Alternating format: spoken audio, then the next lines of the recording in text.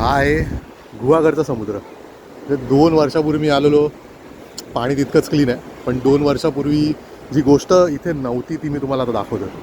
इथे ना आता टुरिझम वाढलं आहे, 2 वर्षामध्ये खूप जास्त वाढलं आहे. 2 वर्षापूर्वी लोकं कमी होती, पण आता इथे लोकं जास्त यायला लागले. लोकांना समुद्रकिनारे माहिती पडलेत गुहागरचे, आणि लोकांबरोबर त्यांनी आणलेली घाण किंवा लोकांच्या डोक्यात जी घाण आहे ती इथे समुद्राच्या किनाऱ्यावर तुम्हाला दिसते.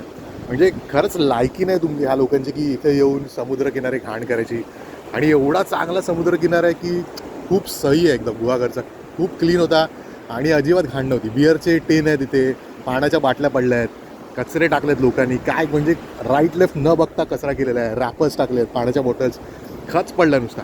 आणि एवढा चांगला समुद्रकिनारा ना, अलिबागचे जे किनाऱ्यांची जी अवस्था झाली आहे तीच अवस्था आज मी ह्या गुहागरच्या किनाऱ्याची बघतोय. बघू शकतो तुम्ही किती कचरा पडला आणि पाण्याच्या बॉटल्स वगैरे किती काय काय. म्हणजे एवढा चांगला समुद्रकिनारा बरबाद होताना मला दिसतोय. लिटरली खराब करून टाकला लोकांनी. की काय बोलावं मला ते कळत नाही आहे. आणि खूप चांगला बीच आहे गुहागरचा आणि लोकांनी त्याची माती करून टाकली आहे.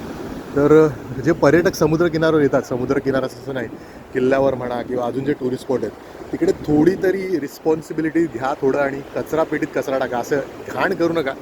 एवढे चांगले स्पॉट दिलेत निसर्गाने कोकणाला, म्हणजे खरंच वरदान लाभलं आहे. तर इथे येऊन कोकण तरी ॲटलिस्ट खराब करू नका.